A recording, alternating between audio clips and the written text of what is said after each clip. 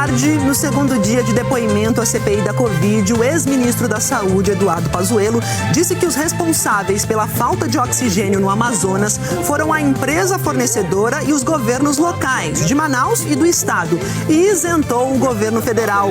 E foi questionado pelos senadores por que não fez nenhuma intervenção. O depoimento chegou a ser interrompido depois de uma discussão sobre a distribuição de cloroquina aos estados. O alerta dos médicos para o aumento na ocupação das UTIs de Covid em 12 capitais nas últimas 2 semanas. O Instituto Evandro Chagas identifica a variante indiana do coronavírus em tripulantes do navio que está ancorado na costa do Maranhão. Por causa da pandemia, cidades de 3 estados nordestinos cancelaram pelo segundo ano as festas de São João.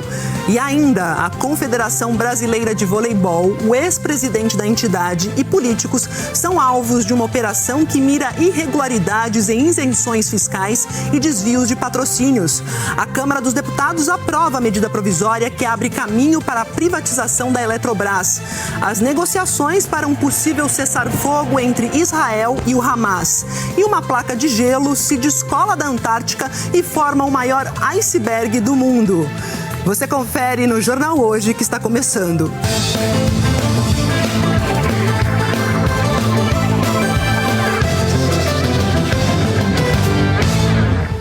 Está começando indo direto para Brasília fazer contato com a Flávia Alvarenga, porque a CPI da Covid retomou o depoimento do ex-ministro da Saúde, Eduardo Pazuello. A sessão foi suspensa ontem, depois de mais de 6 horas. Então, Flávia está aqui para trazer aquele resumo, os detalhes dessa primeira parte do segundo dia de depoimento do ex-ministro, que já começou quente, né, Flávia? Boa tarde. Oi, Maju, boa tarde a todos. Sim, já começou quente e só para a gente recapitular o que aconteceu ontem, A sessão da CPI foi suspensa porque começou a sessão do plenário do Senado e o presidente da CPI, senador Omar Aziz, fez um acordo com o presidente do Senado, Rodrigo Pacheco, do Democratas, para que as sessões não ocorressem simultaneamente. Então, depois que a sessão do plenário terminou, a sessão da CPI poderia ser retomada, mas o presidente da CPI decidiu transferir para hoje porque havia mais de 20 senadores inscritos. E nesse intervalo que a CPI ficou suspensa, o ex-ministro Eduardo Pazuello teve um mal-estar. Hoje, na abertura da sessão, o senador Otto Alencar, do PSD, que é médico, explicou. Ele disse que recomendou ao ex-ministro que deitasse, colocasse as pernas para cima e, rapidamente, o ex-ministro ficou bem.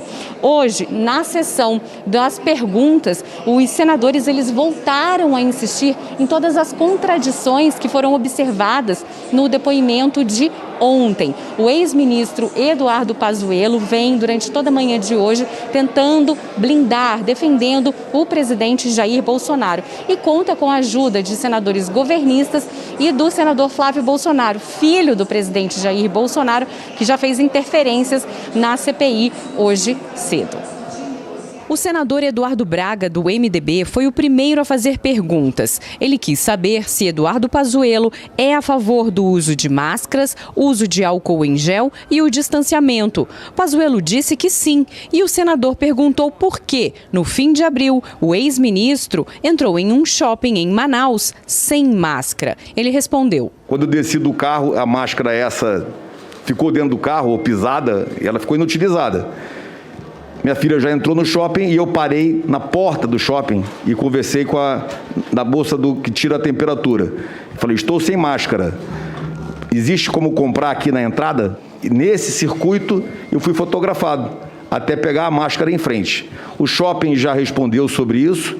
E naquele momento, dali, eu coloquei a máscara e só então eu entrei na área comum do shopping. Virei um homem público e mesmo naqueles 8 metros de entrada foi o suficiente para ser muito mal interpretado. Peço desculpas. Eduardo Braga questionou então a quem Pazuello atribui a responsabilidade pela falta de oxigênio em Manaus, que provocou dezenas de mortes no começo do ano. O ex-ministro apontou erros da empresa fornecedora e do governo local e isentou o governo federal. A empresa White Martins, que é a grande fornecedora, associada também, somada à produção da Carbox, que é uma empresa menor, ela já vinha consumindo a sua reserva estratégica e não fez essa posição de uma forma clara desde o início. Começa aí a primeira posição de responsabilidade. Se a Secretaria de Saúde tivesse acompanhado, de fato e de perto, a situação da produção e consumo do oxigênio, preocupada com o aumento do oxigênio, teria descoberto que estava sendo consumida uma reserva estratégica e que medidas precisariam ser feitas imediatamente.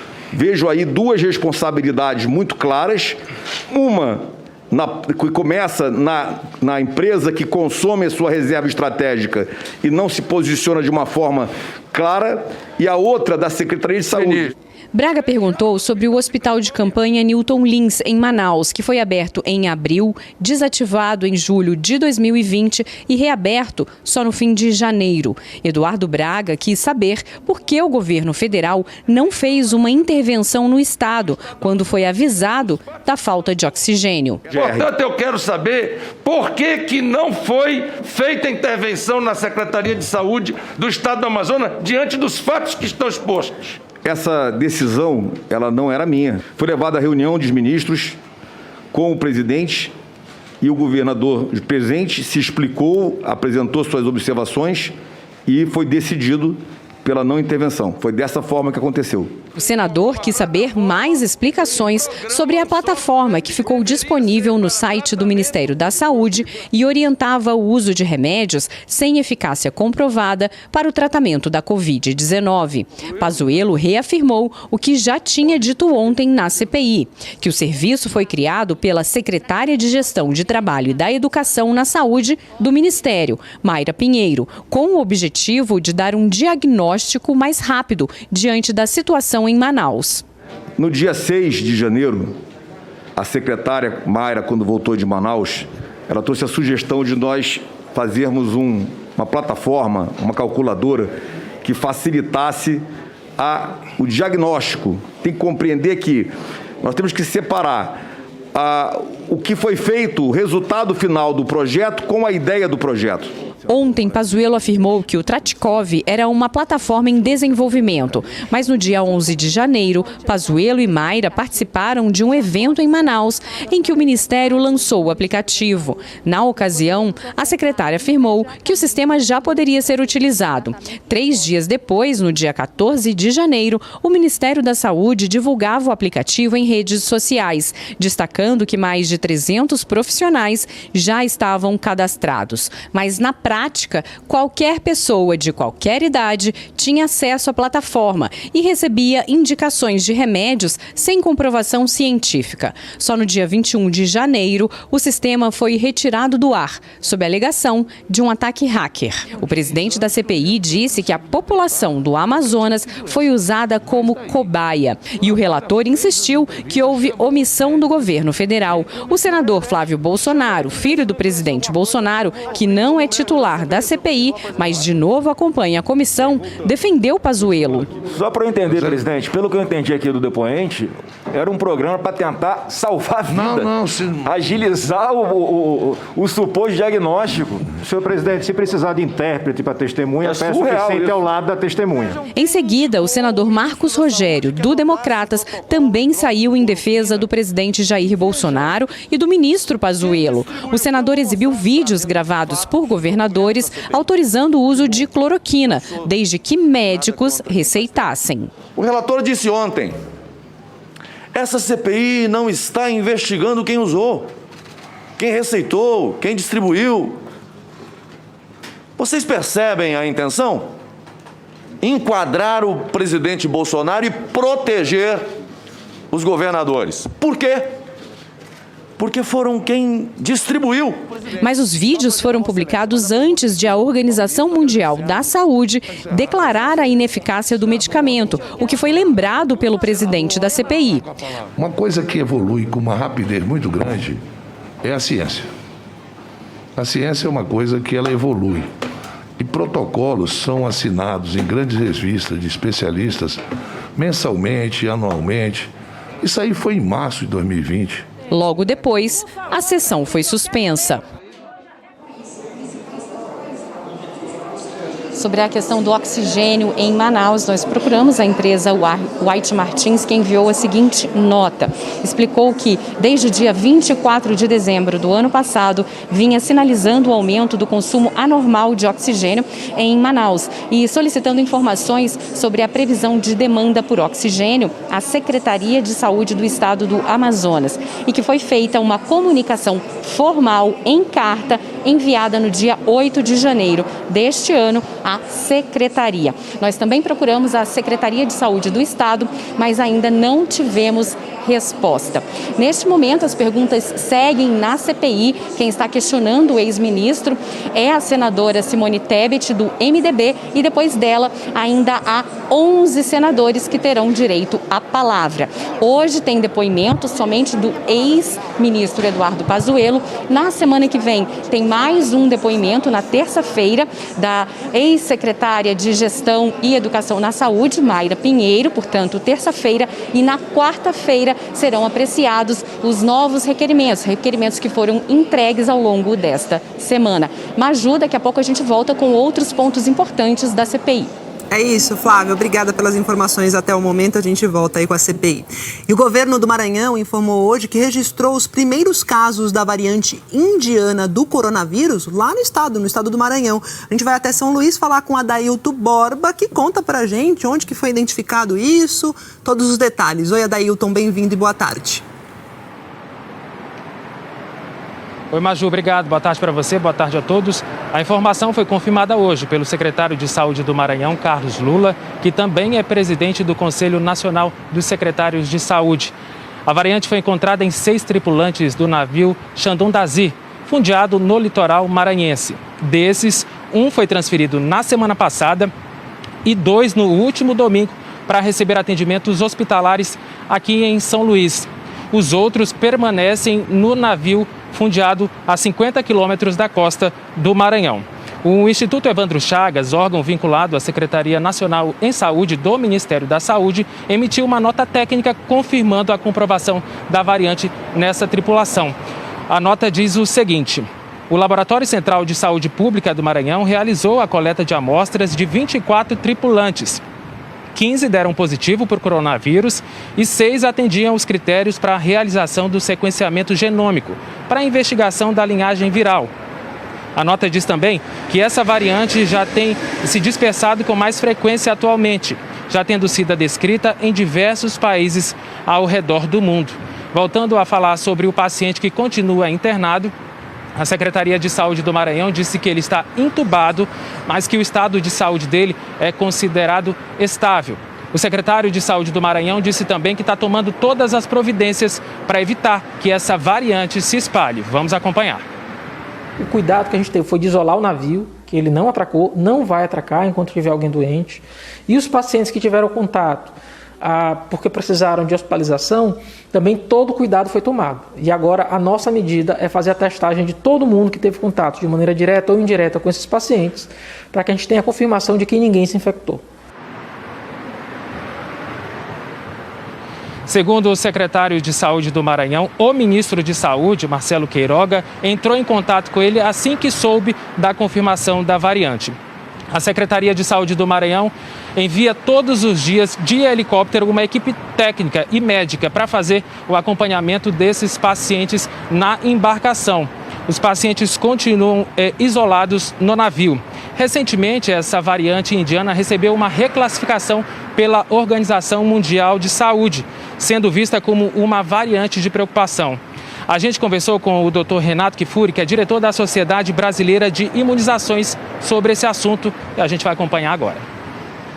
A presença da variante indiana entre nós nada mais é do que um reflexo dessa disseminação do vírus e sua capacidade de se alastrar por todo mundo. Importante destacar que a prevenção, o isolamento, a máscara, o distanciamento funciona para qualquer uma delas. Não há nenhuma necessidade de aumentar alguma vigilância em termos das nossas medidas que nós recomendamos de distanciamento e máscara.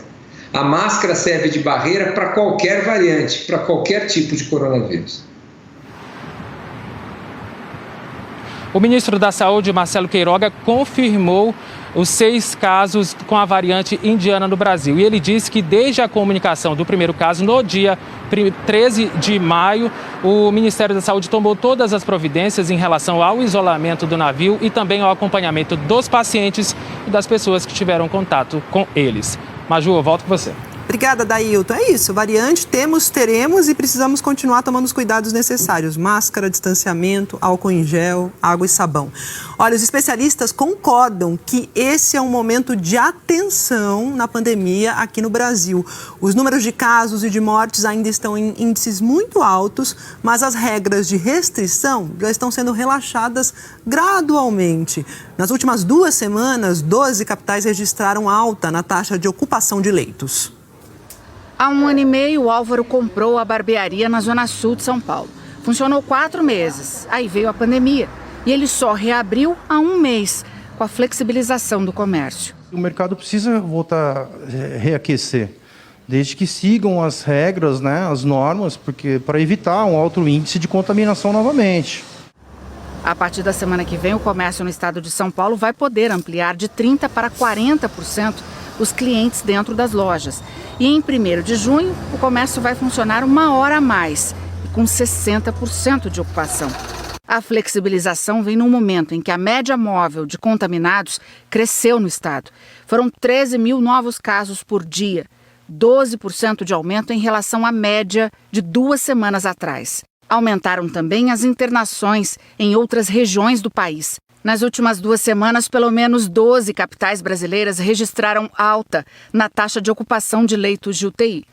Na região metropolitana de São Paulo, 437 pacientes já morreram na fila de espera de leitos entre 10 de março e ontem, segundo o levantamento da TV Globo.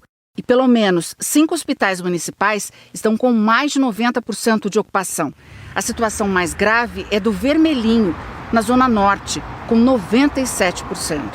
Em 3 dos 4 hospitais filantrópicos contratados pela Prefeitura, não há mais vagas na UTI, como aqui na Cruz Vermelha, na Zona Sul de São Paulo. Para desafogar os leitos públicos, os doentes são trazidos para cá. Nos hospitais particulares, a situação também não é de tranquilidade. 8 em cada 10 estão com mais de 80% de ocupação. Para a infectologista Raquel Stuck, da Unicamp, não é hora de flexibilizar as medidas de restrição. Uma vez isso já está estabelecido, acho que o alerta que a gente tem que dar para as pessoas é que estamos num momento que continua muito preocupante. Então, cada um tem que cuidar mais ou menos, tem que cuidar de si. Eu acho que este é o recado. Então, use sempre máscara, tenha várias máscaras para trocar durante o dia. O álcool em gel não pode faltar de estar do ladinho aqui da nossa mão. Acho que este é o grande recado, porque o momento ainda preocupa muito. O Comitê de Combate à Covid-19 no estado de São Paulo prevê esse aumento de novos casos e novas internações. Mas, segundo o coordenador executivo João Gabardo, os números não devem ser tão altos como foram no começo do ano. E o governo de São Paulo conta com um crescimento no ritmo da vacinação. E a partir, então, de 3 ou no máximo 4 semanas, aí sim, nós vamos ter uma parcela da população que já terá tomado a 2ª dose, bastante significativa, e a partir desse momento nós devemos experimentar, então, uma redução em todos os indicadores relacionados aí à pandemia. Para Márcio Sommer, médico do Centro de Pesquisa Clínica Epidemiológica do Hospital Universitário da USP, é difícil fazer uma previsão de como a transmissão comunitária do vírus vai evoluir, porque depende de muitos fatores. O principal definidor da transmissão comunitária não são características do vírus, são características do comportamento da população. Então, se vai acelerar ou não vai acelerar a transmissão, depende do comportamento da população. A segunda coisa que pode influenciar é a vacinação, que apesar da gente ter propostas e previsões de entrega, elas têm estado sistematicamente erradas porque têm atrasado. Pois é, a previsão é difícil de fazer, mas aqui tem a constatação do que temos agora. A gente mostra para você a evolução da pandemia no Brasil. Segundo os dados divulgados no boletim de 8 da noite de ontem, pelo consórcio de veículos de imprensa, o país teve 2.485 mortes em 24 horas. E assim a gente passou das 441 mil mortes. São 441.864 mortes desde o começo da pandemia, né? 441 mil. E a gente vê aqui agora o número de casos em 24 horas. Tivemos 79.706 novos diagnósticos e a gente tem um total, então, de 15.815.191 casos de Covid no Brasil desde o começo disso tudo. A média de casos continua em estabilidade, mas com um aumento de 9% na comparação com 2 semanas atrás. São, em média, aqui 64.786 novos casos por dia. E depois de 8 dias de queda, a média de mortes voltou à tendência de estabilidade. Redução aqui de 14% em 2 semanas. E são, em média, 1.944 mortes por dia no Brasil. Agora no mapa a gente observa a situação da pandemia nos estados brasileiros. Com alta, temos 2 estados, o Piauí com 45% de aumento e Amazonas com 28%. 11 estados estão em estabilidade, aparecem aqui em amarelo, e em azul, com queda na média móvel de mortes, são 13 estados e o Distrito Federal. Maiores reduções aqui foram registradas lá no Distrito Federal, com 31% de queda, e também no Tocantins e no Acre, com redução aqui de 30%. Vamos falar de Datafolha, porque o jornal Folha de São Paulo publicou uma nova pesquisa Datafolha sobre a Covid. O número de brasileiros que acham que a pandemia está fora de controle diminuiu. A margem de erro é de 2 pontos percentuais para mais ou para menos. Em janeiro, 62% dos entrevistados achavam que a pandemia do coronavírus no Brasil estava fora de controle. Em março, esse percentual subiu para 79% e agora caiu para 53%. 33% avaliavam que a pandemia estava em parte controlada em janeiro. Depois, 18% e agora 42%. Para 3%, a pandemia estava totalmente controlada no início do ano. Em março, 2% e agora 4%. 2% não sabiam em janeiro, depois 1% e agora novamente 1%. Datafolha também perguntou o seguinte, perguntou se os brasileiros têm medo de se infectar pelo coronavírus. Em março de 2020, 36% dos entrevistados disseram que tinham muito medo do vírus. Em abril foram 38%, em maio 45%, 47% em junho, em agosto 43%, em dezembro 41%, em janeiro deste ano 44%, em março 55% e agora 49%. 38% disseram que tinham um pouco de medo na primeira pesquisa, depois 39%, 34%, 31%, 36%, 32% em dezembro, 33% em janeiro, 27% em março e agora 32%. 26% afirmaram que não tinham medo em março, 23% em abril, depois 21%, 19%, 18%, 24%, 16%, 12% e agora 16%. Menos de 1% dos entrevistados disse que já tinha se infectado nas 3 primeiras pesquisas. Em junho foram 3%, depois 4%, de novo 3% em dezembro. Depois 7%, 7% novamente e agora 3%. E o Datafolha ouviu 2.071 pessoas nos dias 11 e 12 de maio. Flávia Varenga já está aqui de volta, e aí você já sabe, né? Ela tem informação da CPI da Covid, que está ouvindo hoje o depoimento do ex-ministro da Saúde, Eduardo Pazuello, pelo 2º dia seguido. E é com você, Flávia. Vamos lá, o que temos de novidades? Maju, os senadores continuam fazendo as perguntas, faltam 10 senadores ainda que estão inscritos, portanto, para fazer todos esses questionamentos. E há pouco a gente recebeu a resposta da Secretaria de Saúde do Estado do Amazonas em relação à questão do oxigênio, que foi uma das perguntas logo no comecinho da manhã. E em nota, a Secretaria de Estado de Saúde do Amazonas respondeu o seguinte: a Secretaria acompanhava o abastecimento do oxigênio a partir dos relatórios emitidos pela White Martins, que em nenhum momento no mês de dezembro de 2020, relatou a impossibilidade de abastecer a rede estadual de saúde com oxigênio medicinal. No dia 7 de janeiro de 2021, a White Martins relatou dificuldades logísticas para suprir a demanda de oxigênio da rede. Neste mesmo dia, o secretário Marcelo Campelo ligou para o ministro Eduardo Pazuello. Essa é a nota, portanto, da Secretaria de Saúde do Amazonas. Maju, a gente volta também de novo ao longo do jornal com outros detalhes da CPI. Então a bola voltou aí para o colo do Pazuello. Então a Secretaria Estadual do Amazonas dizendo que avisou no dia 7 de janeiro a ele, né, sobre a falta, a indisponibilidade de oxigênio. Obrigada, viu, Flávia? A gente te chama já já. E lá na Argentina, o número de novos casos de Covid disparou. E o presidente, o Alberto Fernandes, está conversando com os governadores para adotar medidas de restrição. Fernandes espera chegar a um consenso com os líderes regionais antes de fazer um anúncio que está previsto para amanhã. O governo de Buenos Aires já se antecipou e anunciou que vai fechar os acessos mais importantes à capital argentina. De segunda a sexta, será proibido circular entre 8 da noite e 6 da manhã. E nos fins de semana, a proibição será 24 horas. A Argentina registrou quase 40 mil novos casos de Covid ontem. Para a gente ter uma ideia, a média era de 5 mil em março. Na terça-feira, o país bateu recorde de número de mortes diárias. Foram 744. Ontem, o número de óbitos baixou para perto de 500. Enquanto a Covid avança, a vacinação na Argentina caminha a passos lentos. Só 18% dos habitantes receberam ao menos uma dose da vacina até agora. E onde está a vapor é lá no Reino Unido. O príncipe William tomou a primeira dose da vacina contra a Covid. William compartilhou em uma rede social uma fotografia dele sendo vacinado pela equipe do Serviço de Saúde britânico lá no Museu da Ciência, em Londres. Ele prestou uma homenagem aos envolvidos na campanha vacinal e disse o seguinte: obrigado por tudo o que vocês fizeram e continuam a fazer.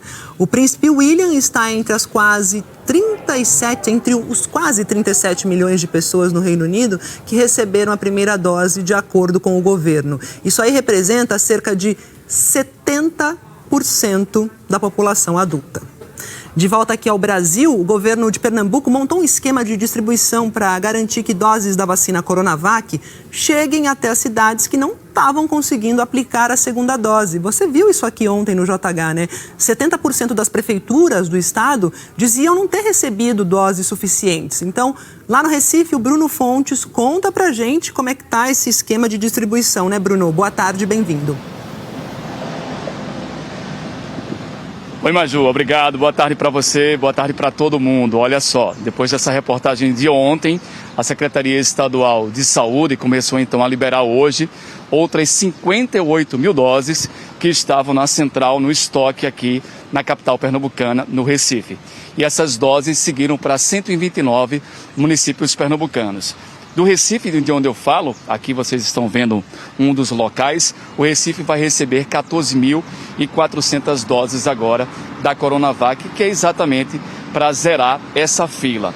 A gente mostrou ontem, aqui no JH, que o Estado imaginava que todas as cidades já haviam concluído a aplicação da segunda dose, com envio de 71 mil doses na última sexta-feira.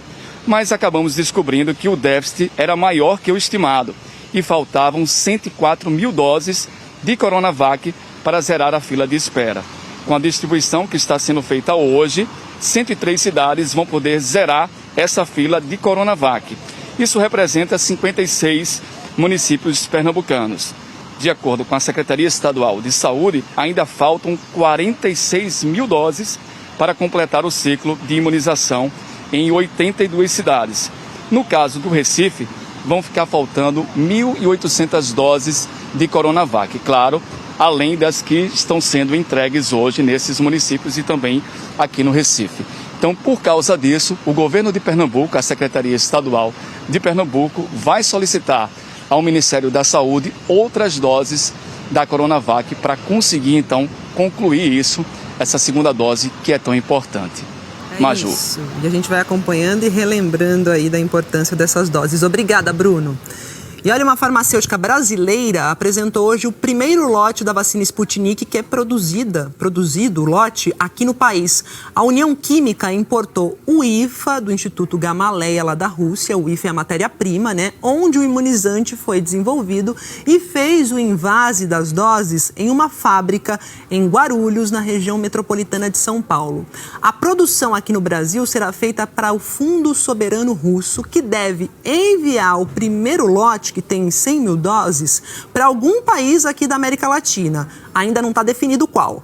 A Anvisa ainda não autorizou a aplicação da Sputnik nos brasileiros por falta de dados que comprovem a segurança e a eficácia dessa vacina. A União Química aguarda documentos da Rússia para fazer um novo pedido de autorização lá para a Anvisa. A farmacêutica afirmou ainda que deve receber a transferência de tecnologia do Instituto Gamaleya e começar a produzir o IFA da Sputnik em Brasília assim que também conseguir a aprovação da Anvisa. E um novo lote da vacina da Pfizer chegou ontem à noite aqui ao Brasil. As 629 mil doses desembarcaram no aeroporto de Viracopos, em Campinas, no interior de São Paulo. Essa carga foi levada até o centro de distribuição do governo federal, que fica em Guarulhos, na região metropolitana. Este aí foi o 4º carregamento vindo dos Estados Unidos. Até agora, a farmacêutica já enviou ao Brasil 2.800.000 doses da vacina. Até o terceiro trimestre deste ano serão 100 milhões de vacinas. E ontem, a Agência Reguladora de Medicamentos dos Estados Unidos autorizou o armazenamento da vacina da Pfizer em geladeiras comuns por até um mês. Antes, a gente lembra aqui, né, o prazo máximo era só de 5 dias. Aqui no Brasil, a Pfizer disse que já está trabalhando na documentação necessária para pedir à Anvisa uma autorização semelhante. A Fiocruz interrompeu hoje a produção da vacina Oxford AstraZeneca porque os insumos acabaram. Um novo lote do IFA está programado para chegar no sábado. Se isso se confirmar, a Fiocruz retoma a produção na terça-feira. A Fundação informou ainda que essa parada na produção não deve impactar a entrega de vacinas e que amanhã envia 5.300.000 doses ao Ministério da Saúde e aí fica no total de 40.200.000 de doses que já foram entregues. Agora a gente vê aqui o ritmo, o andamento da vacinação no país. Temos o seguinte: 467.406 pessoas receberam a primeira dose em 24 horas. 197.775 tomaram a segunda dose. Aí o total de vacinas aplicadas em 24 horas é esse, olha, 665.181. E o Brasil, né, passou de 40 milhões de vacinados com a primeira dose, exatamente aqui no telão, ó, 40.365.246 brasileiros que receberam essa primeira dose, e isso equivale a 19,06% da população. Segunda dose agora, dose de reforço, ela foi aplicada em 19.909.403 brasileiros, isso equivale a 9,40% da população. Vamos para o mapa que mostra o andamento da imunização pelos estados. Temos 23 estados e o Distrito Federal que atualizaram os dados. Aí, sempre lembrando aqui, né? Quanto maior o percentual de pessoas que foram vacinadas, mais escuro é o tom de azul neste mapa. Os 5 estados que mais aplicaram a primeira dose até agora foram Rio Grande do Sul, Mato Grosso do Sul, São Paulo, Espírito Santo e Bahia. Mais detalhes sobre a situação do seu estado você confere em g1.com.br/coronavírus. O Ministério da Saúde orientou ontem que as grávidas que tomaram a primeira dose da vacina da AstraZeneca devem tomar a segunda dose dessa mesma vacina, ok? 45 dias depois do parto. No dia 10 de maio, após um caso raro de efeito adverso, a Anvisa recomendou a suspensão temporária da vacinação de gestantes e orientou que a indicação da bula da AstraZeneca, né, que por precaução não recomenda a aplicação durante a gravidez, fosse seguida pelo Programa Nacional de Imunização. Aí ontem o Ministério reforçou ainda que as grávidas com doenças crônicas devem ser imunizadas com a Coronavac ou com com a vacina da Pfizer. Quem tomou a primeira dose de uma dessas vacinas pode tomar a segunda dose no prazo normal. E as grávidas sem nenhuma doença pré-existente também pode tomar as vacinas da Pfizer ou Coronavac, desde que tenham uma recomendação médica. E um bebê nasceu com anticorpos contra a Covid na cidade de Tubarões, lá em Santa Catarina. A mãe dele é médica e recebeu a vacina contra a doença quando estava grávida. Este aí é o Henrico. Quando ele nasceu, 41 dias atrás, trouxe muita alegria para os pais e também uma surpresa. O exame de sangue do bebê mostrou que ele nasceu com anticorpos contra a Covid-19. Essa presença desses anticorpos nessa quantidade que foi detectada na criança significa que ele já tem uma imunização suficiente para impedir a infecção pelo coronavírus, na maior parte das vezes impedir totalmente, mas em praticamente 100% dos casos para impedir as formas graves da infecção pelo vírus. Quando estava grávida do Henrico, a Thalita decidiu tomar a vacina depois de conversar com a obstetra que acompanhava a gestação. Ela é médica e trabalha na linha de frente num posto de saúde de Tubarão, em Santa Catarina, o que aumenta o risco de contágio durante a pandemia. A gente decidiu em conjunto estar fazendo a vacinação, pelos benefícios da vacinação naquele momento, né? Apesar de ainda não estar liberado para as grávidas no momento, eu estava como profissional da saúde também. A vacina que a Thalita recebeu foi a da Coronavac, em 2 doses. As aplicações foram feitas a partir da 34ª semana de gestação. Para a diretora do Comitê de Imunização da Sociedade Brasileira de Infectologia, o nascimento desse bebê com anticorpos é uma ótima notícia. Com a vacina Pfizer, as vacinas de RNA mensageiro, que foram mais utilizadas nos Estados Unidos e em Israel, eles já tinham sim relatado exatamente isso. As crianças cujas mães receberam a vacina, em especial no final da gestação, as crianças já nasciam com uma quantidade de anticorpos neutralizantes. Em relação ao Coronavac, é o primeiro evento que a gente, pelo menos que eu tenho notícia, e principalmente aqui no Brasil. Então a notícia é muito boa, porque nós estamos falando de uma vacina que está sendo bastante utilizada no nosso país, mostrando também esse potencial de proteção, tanto da gestante quanto do recém-nascido. Novos exames vão dizer quanto tempo vai durar a imunidade do Henrico. Ele e a mãe agora são partes fundamentais de um estudo científico na Universidade do Sul de Santa Catarina. A Secretaria de Saúde de Tubarão informou o caso à Vigilância Epidemiológica de Santa Catarina, que disse que qualquer nova recomendação às gestantes depende das evidências que serão apresentadas pelo estudo científico. Ainda segundo a Vigilância Epidemiológica, o Ministério da Saúde não tem protocolos de acompanhamento de bebês recém-nascidos de mães que foram imunizadas contra a Covid-19. E o Henrico veio para ser uma dose de esperança também para as gestantes, para o pessoal que está vacinando, que está ainda em dúvida, tem eficácia? Dali, Henrico, e só uma correção aqui, é um tubarão só, gente, não é Tubarões não, é Tubarão, no singular, o nome da cidade de Santa Catarina, tá aí corrigido. E olha, um grave aspecto da pandemia é a perda de renda, né? Principalmente das famílias que são mais pobres. E a mobilização da sociedade tem feito muita diferença, como você tem visto aqui com frequência no Jornal Hoje.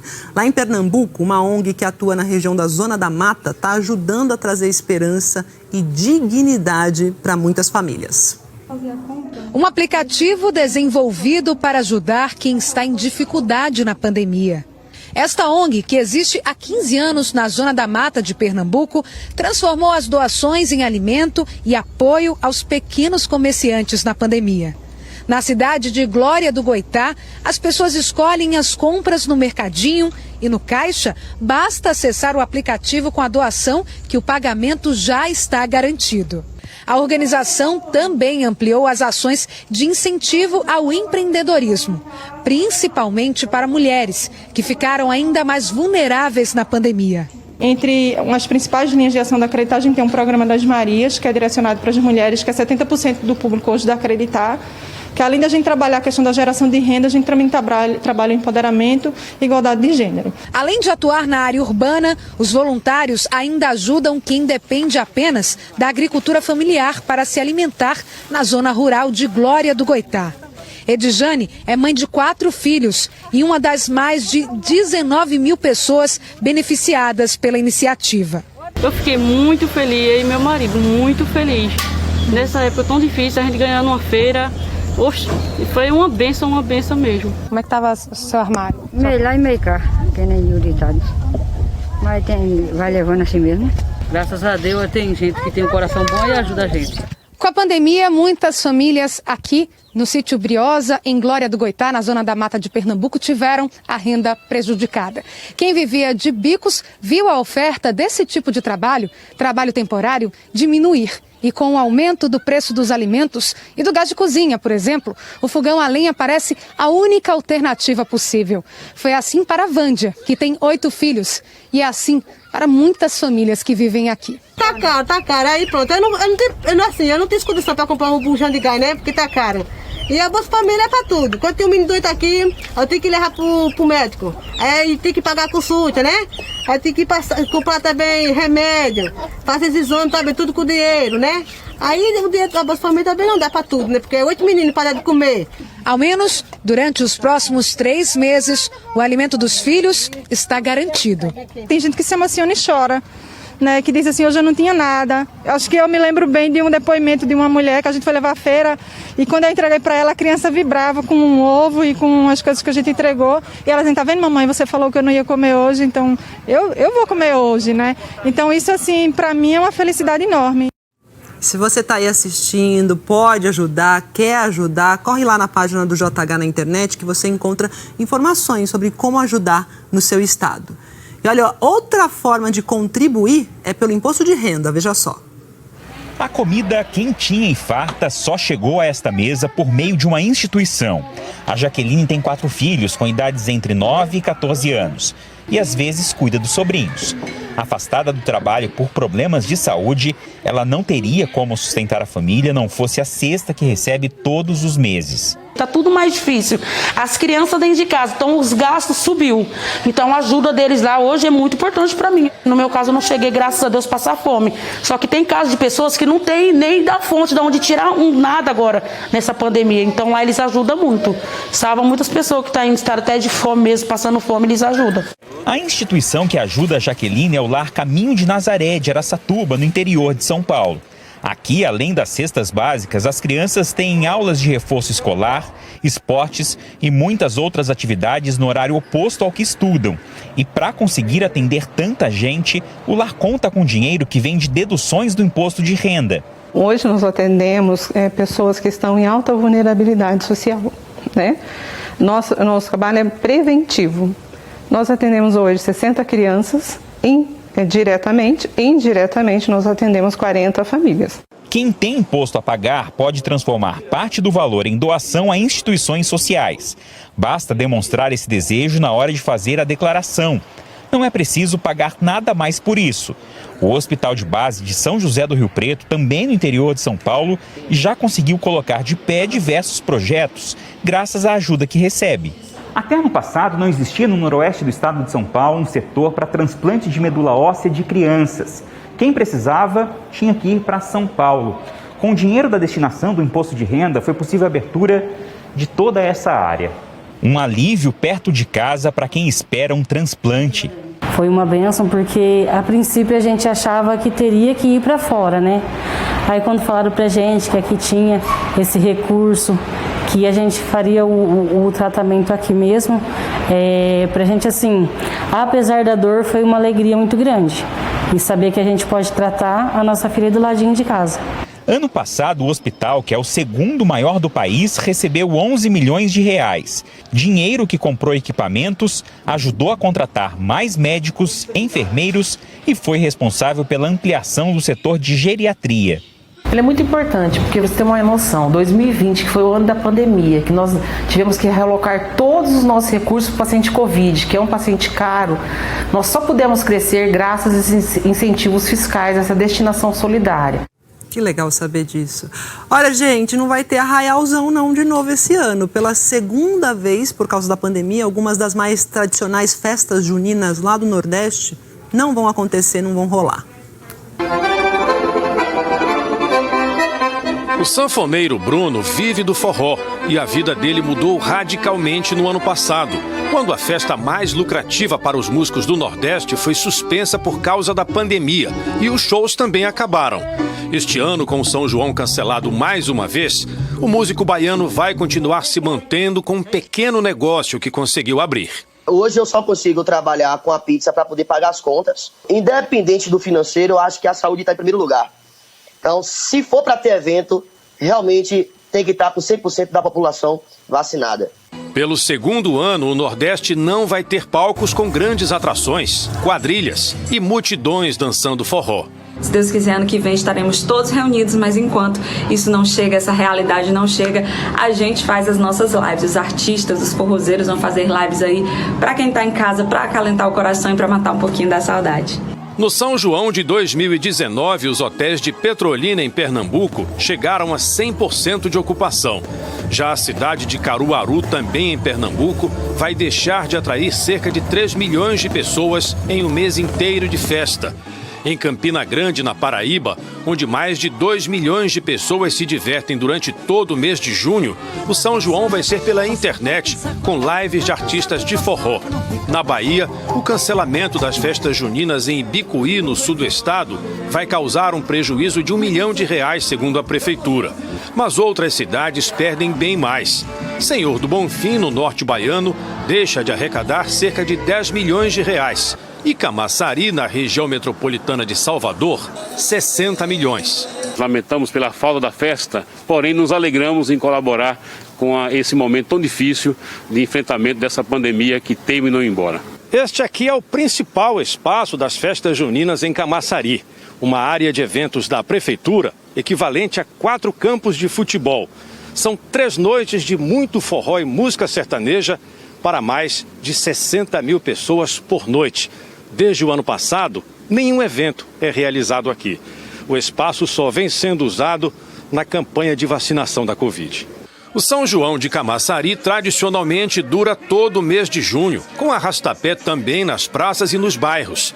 O cancelamento da festa aumenta a saudade de quem gosta de um forró, mas o público entende que é por um bom motivo. Não podemos estar comemorando São João nesse momento tão difícil, não é bom para ninguém. Vai piorar a situação, aí vai ter que fechar tudo de novo e não vai resolver. Então bora dar uma parada, resolver tudo e depois a gente volta de vez. Com gás, né? Em Mato Grosso do Sul, o tradicional banho de São João, que também é comemorado no mês de junho, se tornou Patrimônio Cultural do Brasil. Esse título foi concedido pelo Instituto do Patrimônio Histórico e Artístico Nacional, que é o IFAM. O processo para o reconhecimento começou em 2010. Por unanimidade, o Conselho do IFAM aprovou o título para a festa, que é realizada nas cidades de Corumbá e Ladário, na região do Pantanal. O banho de São João, gente, é uma manifestação cultural e religiosa que reúne os devotos no dia 23 de junho, véspera do Dia do Santo, que dá nome a essa festa. Procissões seguem até a margem do Rio Paraguai e a imagem de São João é banhada nas águas. Por causa da pandemia, no ano passado, essa festa foi cancelada. Agora, para este ano, a Fundação Cultural de Corumbá ainda não definiu se vai liberar o banho de São João. E ainda hoje, o segundo dia de depoimento à CPI da Covid do ex-ministro da Saúde, Eduardo Pazuello. Uma enorme placa de gelo se descola da Antártica e forma o maior iceberg do mundo. E a seguir, a Confederação Brasileira de Voleibol, o ex-presidente da entidade, que é o Ari Graça, e um ex-prefeito são alvos de uma operação policial. E na Argentina, 7 pessoas são indiciadas pela morte do ex-jogador Diego Maradona. E as negociações para um possível cessar-fogo entre Israel e o Hamas. Voltamos já já. O primeiro-ministro de Israel, Benjamin Netanyahu, convocou uma reunião de emergência do Gabinete de Segurança do país. É que existe aí uma expectativa sobre um anúncio de cessar-fogo no confronto com grupos palestinos lá na faixa de Gaza, depois que o presidente americano, Joe Biden, pediu ontem a desaceleração desse conflito.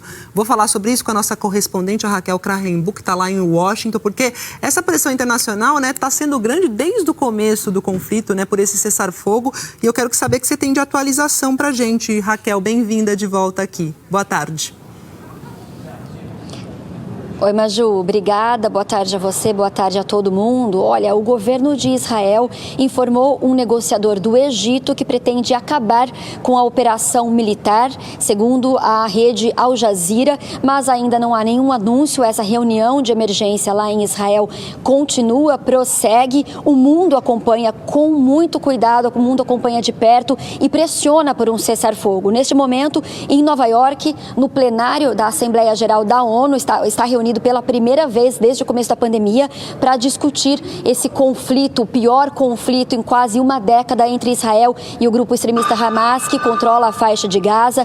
O secretário-geral da ONU, Antônio Guterres, abriu essa sessão dizendo que estava profundamente chocado com a continuação dos ataques e pediu um cessar-fogo imediato. Ele pressionou Israel para permitir acesso e ajuda humanitária ali em Gaza, onde, segundo ele, as crianças vivem um inferno na terra.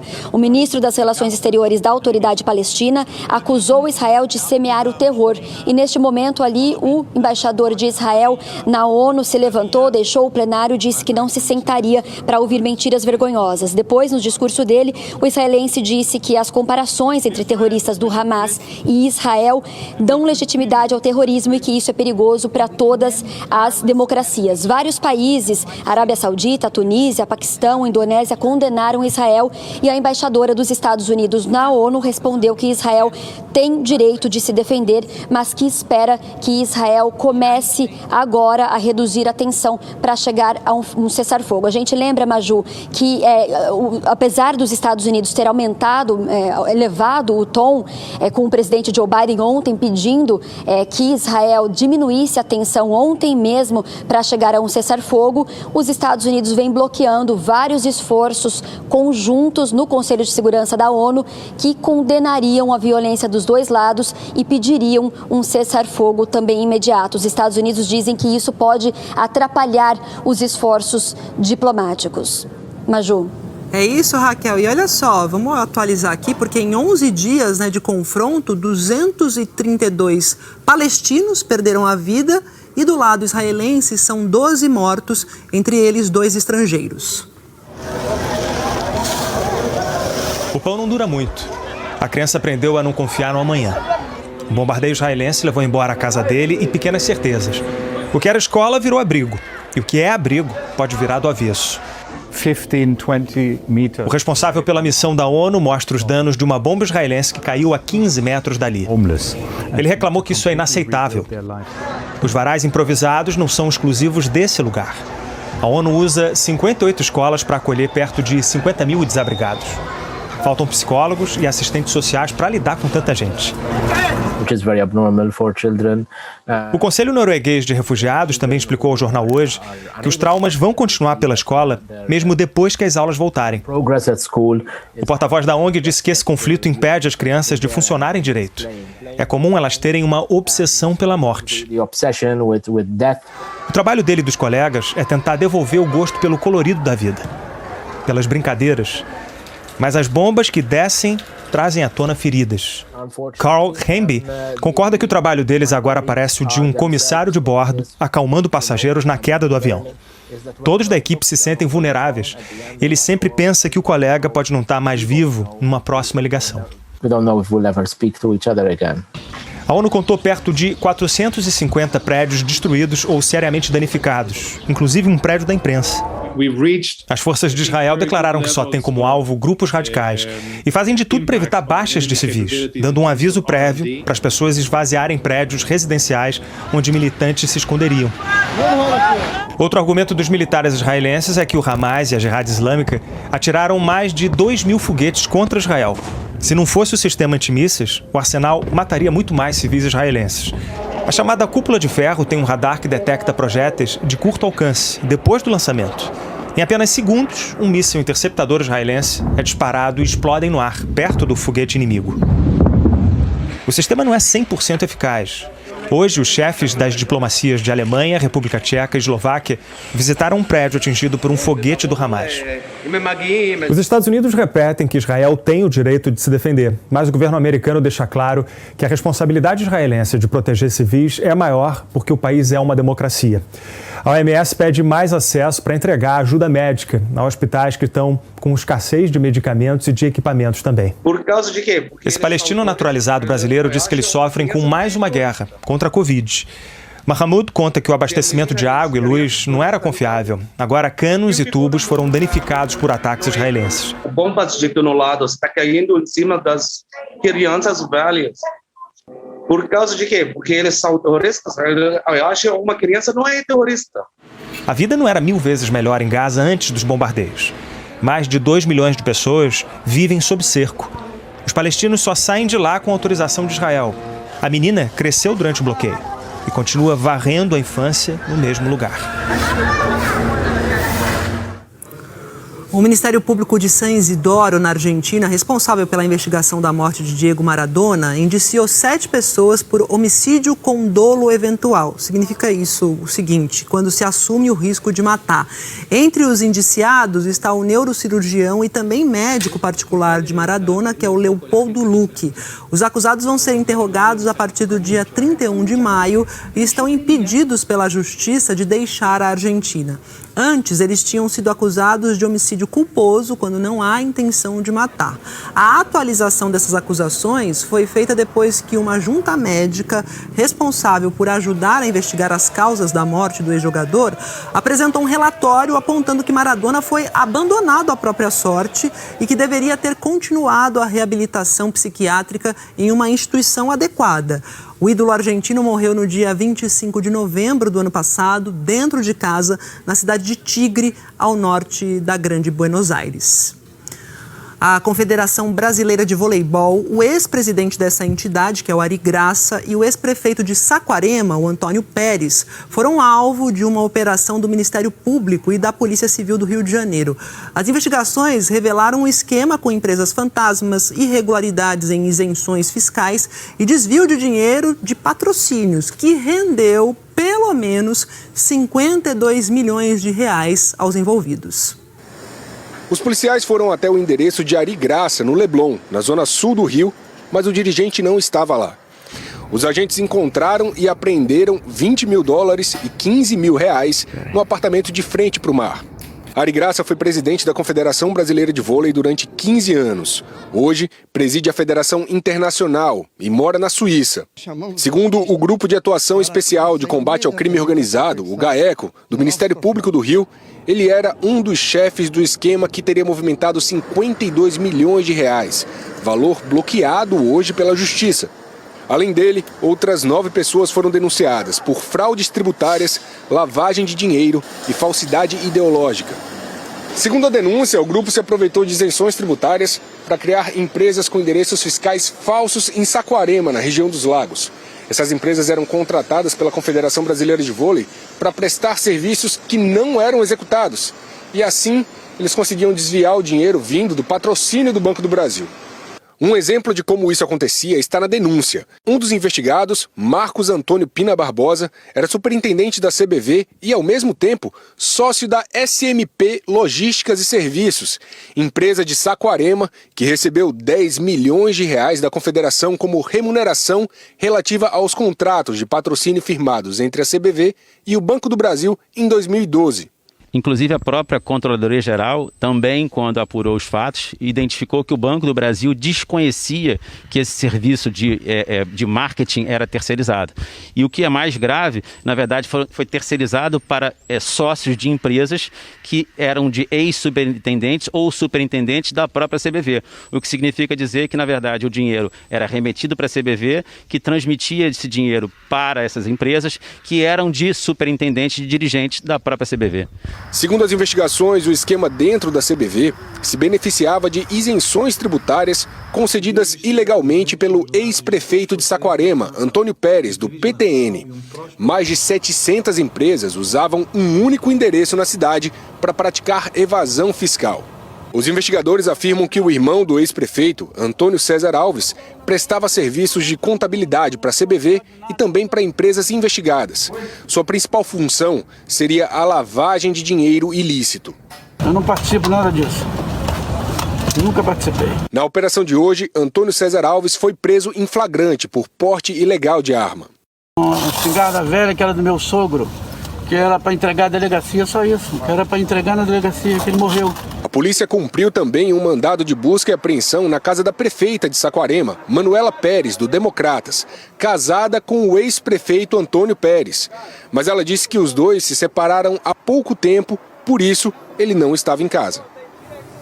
Olha, a Ari Graça disse por nota que está na Suíça e que recebeu com surpresa a operação. Disse que vai procurar os advogados para prestar todos os esclarecimentos. O ex-prefeito de Saquarema, o Antônio Pérez Alves, que hoje é secretário de Desenvolvimento Econômico da cidade, não respondeu aos nossos contatos. Nós também não tivemos respostas do Fábio André Dias Azevedo e Marcos Antônio Pina Barbosa, citados aí na denúncia, nem da SMP Logística e Serviços.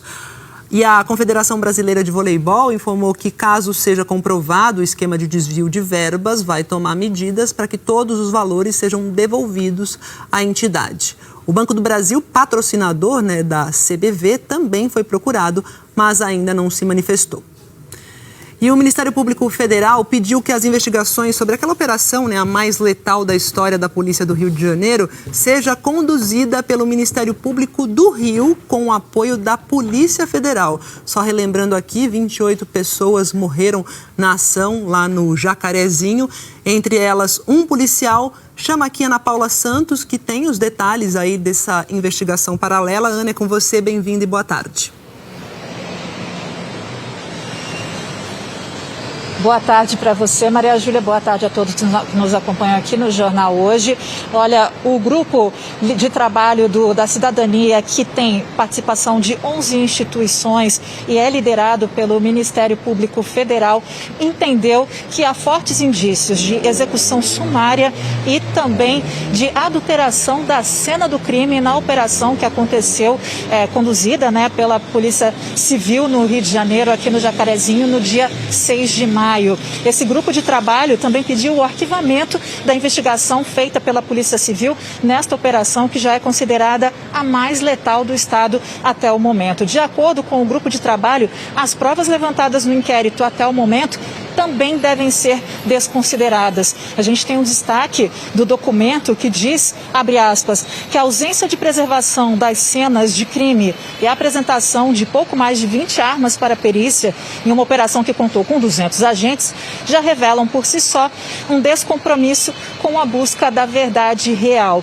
Nesse documento, que foi enviado para o Procurador-Geral de Justiça, Luciano Matos, o grupo de trabalho também destaca que é muito importante que a punição que ela aconteça nesses casos. Eles citaram como exemplo uma outra operação que aconteceu em 1994 na favela Nova em Brasília. Nessa ocasião, 26 pessoas morreram e o Estado brasileiro foi condenado pela Corte Interamericana de Direitos Humanos pela falta de investigação e também pela falta de punição aos culpados.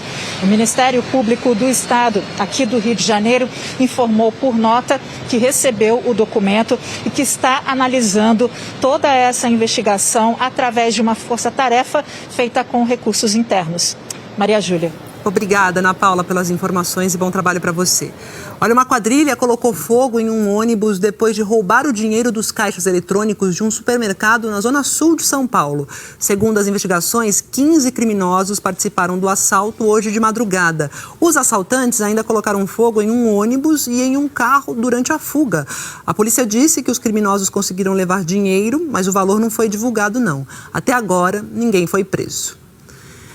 E uma operação da Polícia Federal prendeu 6 pessoas numa investigação sobre o tráfico de drogas entre os estados de Mato Grosso e Goiás. O repórter Luiz Gonzaga Neto tem os detalhes. Boa tarde, Gonzaga. Boa tarde, Maju, e boa tarde a quem assiste ao Jornal Hoje. As investigações começaram no início do ano. Hoje foram cumpridos 28 mandados judiciais. De acordo com essas investigações, a organização criminosa distribuía grandes quantidades de drogas na região do Vale do Araguaia. Os policiais encontraram muito dinheiro escondido. Além das prisões, a Justiça também autorizou o sequestro de bens de pelo menos 11 suspeitos. Vários carros foram apreendidos. A operação percorreu 7 cidades entre os estados de Goiás e também de Mato Grosso, incluindo Cuiabá. O valor total de bens sequestrados e do dinheiro vivo apreendido ainda está sendo apurado pela Polícia Federal. Maju. Não sabemos, então, o valor total ainda. Obrigada, Luiz. Olha, a seguir, novos detalhes do depoimento do ex-ministro da Saúde, Eduardo Pazuello. A previsão do tempo para todo o Brasil e a formação do maior iceberg do mundo, que tem quase 3 vezes o tamanho da cidade de São Paulo. Imagina isso? Até já. De volta com um monte de número aqui, ó. A arrecadação de impostos, contribuições e demais receitas federais de abril foi a maior para o mês desde o começo da série histórica, isso lá em 1995. O valor chegou a 156 bilhões e 800 milhões de reais no mês passado. De janeiro a abril, a arrecadação somou pouco mais de 600 bilhões de reais. E aquela medida provisória sobre a privatização da Eletrobras vai ser analisada agora pelo Senado Federal. O texto foi aprovado na Câmara dos Deputados. E representantes do setor elétrico afirmam que, do jeito que está, essa proposta aí pode provocar, aumento do custo de energia. Foram mais de 9 horas de sessão. E já na madrugada de hoje, a Câmara aprovou por 313 votos a 166 a medida provisória que abre caminho para privatizar a Eletrobras. Segundo especialistas, a privatização é importante para que a empresa retome investimentos e aumente a participação no mercado. Ontem, a oposição chegou a acionar o Supremo Tribunal Federal para tentar impedir a votação sem antes a proposta passar por uma comissão, mas o pedido foi negado. O texto aprovado exige que a União contrate 6.000 megawatts de termoelétricas movidas a gás nas regiões Norte, Nordeste e Centro-Oeste. Segundo a Abrace, a Associação dos Grandes Consumidores de Energia e de Consumidores Livres, a mudança pode custar 20 bilhões de reais ao ano. O texto também cria uma reserva de mercado para as pequenas centrais hidrelétricas. Nos próximos leilões de energia nova neste ano, até 2.000 megawatts devem ser contratados dessas usinas, um custo de quase 1 bilhão ao ano. Custos que, segundo especialistas no setor, podem ser repassados para os consumidores. Na primeira versão do texto, as exigências precisavam ser cumpridas antes da privatização. Porém, nos bastidores, o governo atuou para excluir essas condicionantes prévias que poderiam atrasar os leilões. E aí o pacote de medidas ainda precisa ser aplicado, mas não necessariamente antes da privatização. Atualmente, a União possui cerca de 60% das ações da Eletrobras e controla a estatal.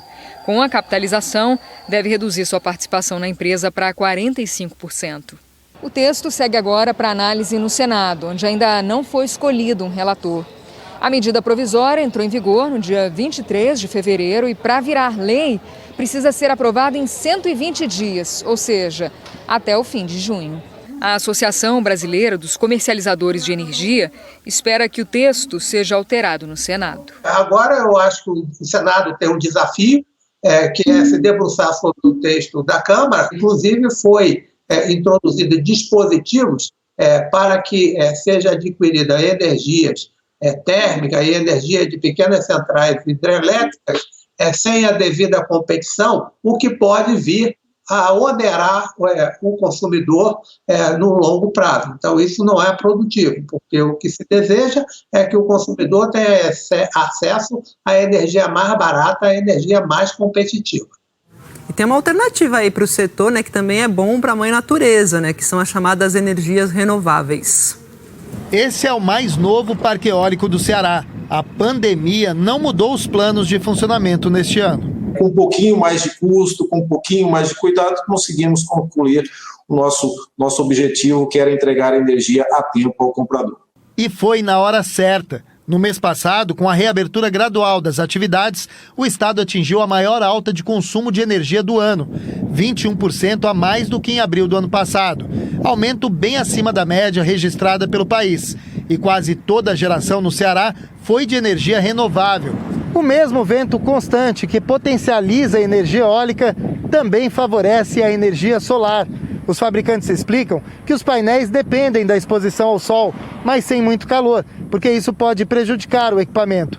Essa brisa do litoral do Ceará ameniza a temperatura e oferece condições ideais para esse tipo de geração de energia, que também está em alta. A energia solar chegou a ser responsável por 5% da demanda do Nordeste no mês passado. Foi o melhor período nos 5 anos de funcionamento desta empresa de painéis solares. Que hoje já existem milhares de consumidores no Brasil que literalmente trocaram a sua conta de energia por uma parcela de um financiamento, sem precisar pagar por toda a energia que utiliza da concessionária. A maioria das instalações de energia solar é residencial.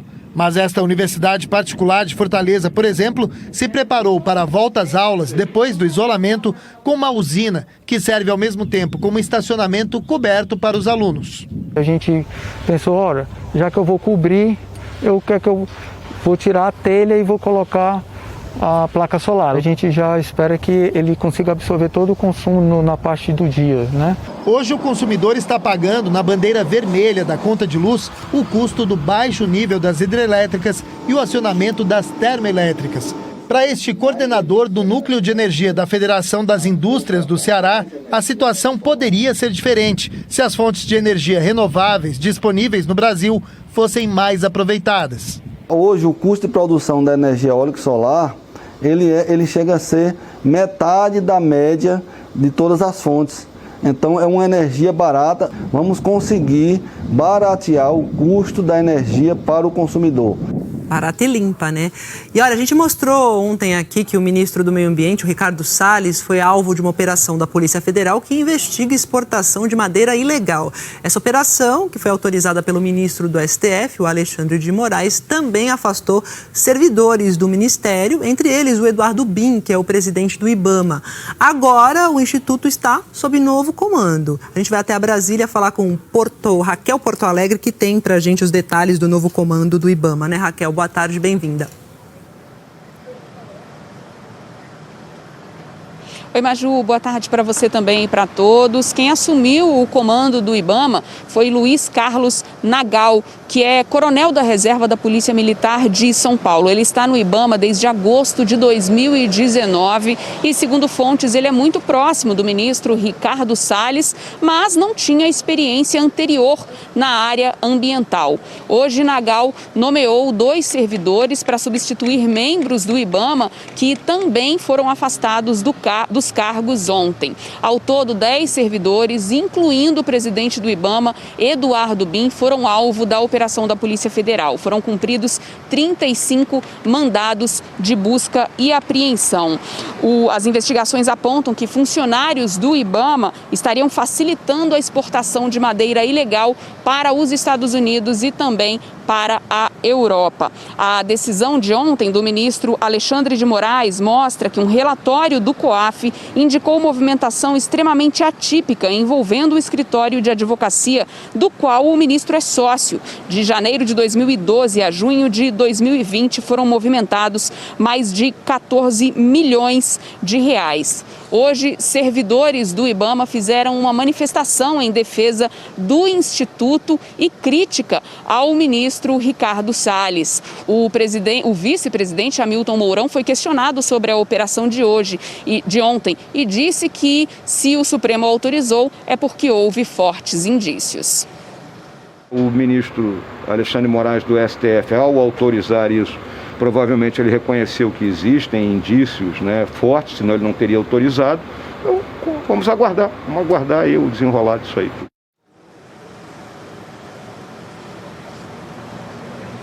Hoje, no interior de São Paulo, em uma agenda, o ministro Ricardo Salles disse novamente que não atuou para liberar madeira ilegal. Fontes da Polícia Militar dizem que nas buscas de ontem foram apreendidos 5 terabytes de informações em computadores, dispositivos e contas de e-mail. Eles vão analisar todo esse material para depois, então, dar início aos depoimentos. Maju.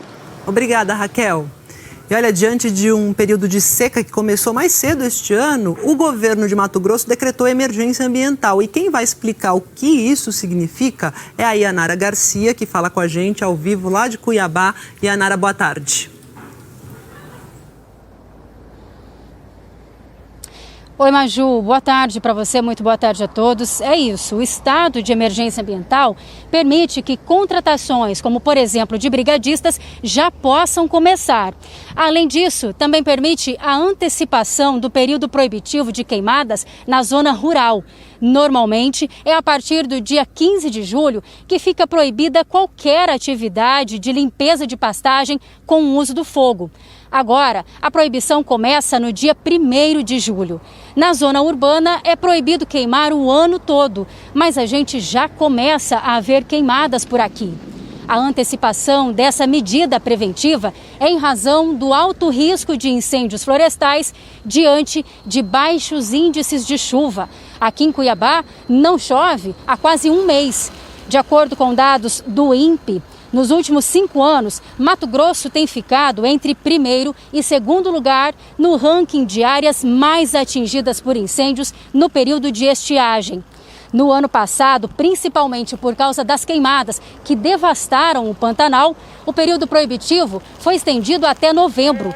Só em Mato Grosso, mais de 2,5 milhões de hectares do bioma queimaram.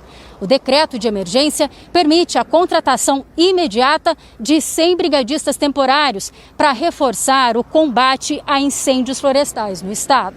Maju. Obrigada, Yanara. Então, proibição de queimadas começa então no dia 1º de julho. Obrigada, viu, pelas informações. Vamos de previsão do tempo. A Ani Lotterman está chegando aqui. Ontem começou falando de sol e hoje inverteu, começa com a chuva. Vamos começar falando de chuva, Maju. Boa tarde para você, boa tarde a todos. A chuva ela vai continuar concentrada no norte do Brasil, mas já dá para perceber que os volumes já são menores. Onde pode chover ainda ao longo da tarde e noite? Boa Vista, Manaus e Belém. No Nordeste, a chuva mais volumosa está concentrada em São Luís e também em Aracaju. Agora, a realidade de muitas capitais hoje é essa daí do Rio de Janeiro. Olha só, céu claro, sem nuvens e temperatura agradável. Hoje no Rio, máxima de 29 graus. Curitiba começou com frio de 8 graus e a temperatura quase triplica hoje, máxima de 23 graus. Quem é alérgico já está percebendo a secura no ar. Quanto mais laranja o nosso mapa, mais seco o ar está. Centro-Oeste até o interior de São Paulo pode ficar com umidade abaixo dos 20% hoje. Campo Grande, a máxima chega aos 33 graus. São José do Rio Preto também com umidade relativa do ar de 18%. E aí a gente já começa com esse pigarro. E em Goiânia, máxima de 30 graus e umidade de 23. Falando em Goiânia, há exatamente um mês não chove por lá. A última chuva foi no dia 19 de abril e mesmo assim nem chegou aos 4 milímetros. Uma chuva boa para a agricultura, para a limpeza do ar é aquela acima de 10 milímetros. Isso não acontece em Cuiabá há 46 dias. Em Belo Horizonte, essa chuva mais significativa não chega desde o dia 29 de março, ou seja, há 52 dias. Lembrando que estamos entrando no período seco no Sudeste e no Centro-Oeste, mas parece que essa secura já se instalou, né, Maju? Pois é, Anne. Agora eu te pergunto, alguma luz no fim do túnel, alguma gota de chuva aí tá chegando? Todo mundo torcendo para isso. Até tem sim, viu, Maju? Olha só, até o fim de semana volta a chover em parte do Sudeste e do Centro-Oeste. Ainda não chega a Belo Horizonte e Goiânia, mas já traz um alívio para Campo Grande, Cuiabá e São Paulo, onde pode chover tanto no sábado como no domingo. Não é muita chuva e a temperatura cai principalmente em Campo Grande, de 33 graus sexta-feira para 22 apenas no domingo. Quem vai provocar essa mudança no tempo é uma frente fria que já traz chuva amanhã para toda a região sul até o sul de Mato Grosso do Sul. Chove também de Mato Grosso, toda a região norte até a faixa leste do Nordeste. Atenção, os temporais podem ser fortes em quase todo o Rio Grande do Sul, com ventania, que poderá seguir essa ventania até aqui, ó, Mato Grosso do Sul. Então, toda essa região aqui do Sul e Mato Grosso do Sul, ventania, tá? Em Porto Alegre, sexta fria, máxima de 18 graus. Em São Paulo e BH, a máxima vai chegar aos 28 graus depois de mais uma madrugada que promete ser fria. Salvador, máxima de 29, Belém, 31 Boa Vista 33, Manaus 32, que é a mesma temperatura de Rio Branco. E dá-lhe água pra gente aqui em São Paulo, hein? Tem calor, tem chuva, tem frio, tem tudo. País continental é assim, né, Anny? Exatamente. E vamos beber água, porque tá seco isso, ainda amanhã tá aqui, seco, né? Tá bem seco amanhã aqui em São Paulo. Até amanhã, Obrigada, Anny. Até amanhã. Olha, uma gigantesca placa de gelo se desprendeu de uma plataforma lá na Antártica e se tornou o maior iceberg do mundo. Ele está flutuando lá no mar de Weddell. O iceberg foi visto em imagens de satélite recentes e tem cerca de 3 vezes o tamanho da cidade de São Paulo, com 4.320 quilômetros quadrados. A superfície tem 175 quilômetros de comprimento por 25 quilômetros de largura. O A76, é o nome dele, se separou da plataforma de gelo Rony. Até então, o maior iceberg do mundo era o A23A, com uma área de 3.380 quilômetros quadrados. Que coisa! A gente vai voltar mais uma vez ao vivo para Brasília, porque hoje é o segundo dia de depoimento do ex-ministro da Saúde, né, o Eduardo Pazuello, lá na CPI da Covid, no Senado. Agora quem está com a gente é Giovana Teles, que traz as informações do momento. Oi, Giovana, bem-vinda. Conta tudo para a gente. Boa tarde. Boa tarde, Maju. Boa tarde para todo mundo. Olha, nessa segunda parte da sessão, até agora falaram 11 senadores. Eles voltaram a questionar a demora na assinatura do contrato com a Pfizer. O senador Randolfo Rodrigues, que é o vice-presidente da CPI, mostrou uma minuta, uma primeira versão da medida provisória que autorizaria a compra de vacinas. E citou que nessa primeira versão tinha um artigo que atendia às exigências da Pfizer, mas a medida provisória encaminhada ao Congresso tirou esse item, não tinha mais esse item. A medida provisória foi encaminhada no fim do ano passado. Nessa época, então, o contrato com a Pfizer não andou. De acordo com o vice-presidente da CPI, vários ministros assinaram essa minuta e a única assinatura que não tinha e apontaria discordância era a do presidente. Vamos ver como foi esse trecho. Qual é a diferença da minuta para a medida provisória editada? É que a minuta não tem assinatura do presidente da República. A medida provisória editada tem. E a medida provisória editada não tem o dispositivo. A minuta, ela pode ser alterada. Isso foi uma minuta. Claro, foi alterada pelo presidente da República. Ela foi alterada no governo. Pelo presidente da República. Não pelo presidente, mas pelo governo. Ah, ótimo. Pelos ministros. O senhor já esclareceu. Relator, pronto. Já está esclarecido. Foi alterada pelo governo. Bom, essa questão foi solucionada por um projeto de lei de autoria do Senado, apresentado em fevereiro e aprovado pelo Congresso em março, depois sancionada pelo presidente. Só aí o contrato com a Pfizer foi fechado e as vacinas da empresa começaram a ser enviadas para o Brasil. Em outro trecho, o Pazuello voltou a blindar o presidente Jair Bolsonaro. Disse que as declarações públicas do presidente contra a Coronavac não atrasaram a assinatura do contrato. O famoso, eu mando, um manda, outro obedece. Eu vou repetir para o senhor. Eu só poderia comprar a vacina, efetivar a compra do contrato, com as autorizações legais da medida provisória do dia 4 de janeiro. Em outubro teve o famoso um manda, outro obedece. Isso não interfere em nada com o contrato. Então o que foi um manda, outro obedece? Isso aí é uma posição de internet, não tem nada com o contrato. O que não houve é a interferência no processo. O processo não havia compra, não havia contrato. A intenção de compra foi mantida. Não teve nenhum... Não atrasou nada isso aí. Não houve atraso. Segue, então, esse segundo dia de depoimento do ex-ministro da Saúde, Eduardo Pazuello, na CPI da Covid, aqui no Senado. E ainda faltam, pela lista que correu no começo da sessão, ainda faltam 9 senadores participarem da sessão com perguntas ao ex-ministro. Maju. Será que termina hoje? 15 minutos cada um? Aguardemos então. Giovana, obrigada aí pelas explicações, pelo resumo. Bom trabalho para você. E olha, a gente termina o Jornal Hoje com uma homenagem que o ator Paulo Gustavo recebeu na cidade de Niterói, onde ele nasceu e foi criado.